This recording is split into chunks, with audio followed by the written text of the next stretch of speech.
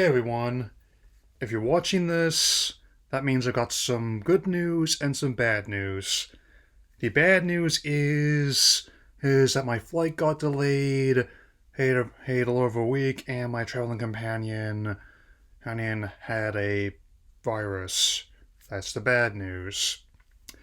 The good news is it means I've been able to stack up some more content to enjoy while I'm currently away.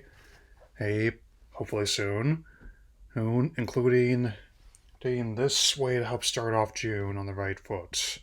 So, oh, that's right. Now that I've been playing it since it officially launched late in May, hey, it's time for stars to collide and for pies to fly, and for me to give my impressions on the full launch of MultiVersus.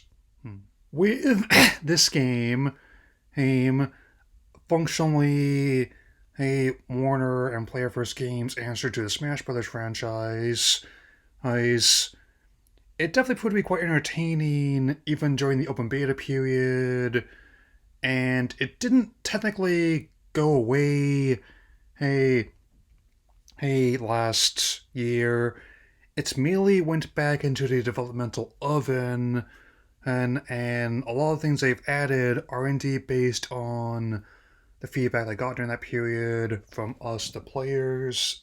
Here's main. They didn't just hear a lot of our requests and for both characters and content, as well as some fixes. They listened, and first and foremost, not only have a lot of characters that have all the characters that I had unlocked before, as well as our respective skins are still there, including my absolutely adorable rain dog skins. And they completely revamped the monetization and progression, and in terms of both the free and paid extras, way more options to who earn stuff for free, and way less temptation to knock down the paywall. The battle pass system has been completely revamped, and from the beta, especially since it coincides with another her new feature that has been highly requested, PvE story content in the form of multiversal rifts. The first couple rifts are known as Multiversal Mayhem and Rift Detectives, with the third one unlocking soon. In fact, it might already be available by the time you see this. And I will note that the Joker reveal earlier this year also revealed the other newcomers that are with this launch on the back computer: Jason, Smith, and the Banana Guard before the full relaunch, which also implies, based on the rule established, that Bruce has contingencies for all of them. And yes, they do indeed have the Jason X skin in at the Battle Pass, as with labeled as the Uber Jason, and yeah, and that's one that's actually, I argue, is one of the so bad it's good entries in the franchise.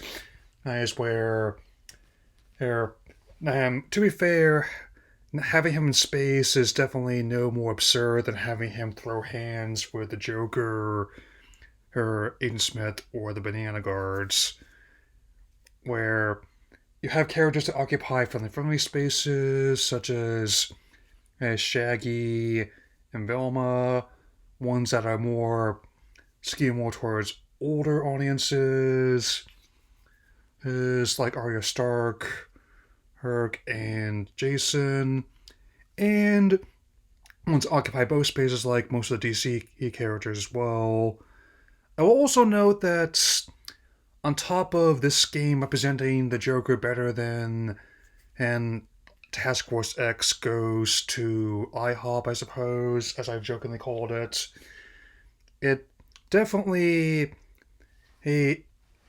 he seems to suggest that they had this ready to go before Conroy passed. I mean, since Mark only retired his variant of the character out of respect for his late colleague and friend, and also that Kevin really was prepared, even before we all knew what would happen. Like, he really was the Batman for us all.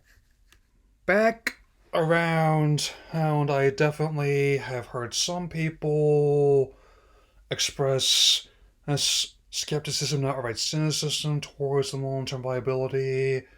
Hey, I believe Sterling was one of them, and all I will say in that regard is I will consider that your opinion, and I will consider that opinion as well. And on a basic level, I would say there is indeed a method to the madness. And as for another associate of mine who understood the limits with Melee, well, I definitely can see like a lot of people were in the competitive circuit on this one, and yes, I can definitely verify that Batman and Superman do wave dashing differently than the Toon Squad of LeBron James and Stripe do. I mean, and with that in mind, it's definitely kind of interesting. They've also, if you missed the other year the first time around, they do indeed have it, and there's going to be events where you can claim it that way as well. Oh, so, and I'm actually kind of interested to see where other platform fighters go, especially with persistent talk of the next Switch variant. But I say before, if someone can provide their own take on the material, there is indeed room for more than one game in the genre. I mean, room for, or as I keep stating, there's room for Mario and Sonic, room for Zelda and Horizon, and room for Street Fighter and Mortal Kombat, among many other examples. Also, I mean, if I were to get into how many Souls-like titles there are, whether or not that FromSoft has their hand in them, I'd basically be here all week. Anyway, if anyone else wants to play, hey, be it PvP or to join me in one of these rifts, my PSN is still the same. Steve Bandicoot 92, and my profile is currently marked with like the OG Space Jam icon. For it is much like those that Gully episode duology, so like a Warner Jam Brothers Melee as it sorts. Anyway, that'll be all for now. And depending on when I take off, I'll see you again soon. Take care, everyone.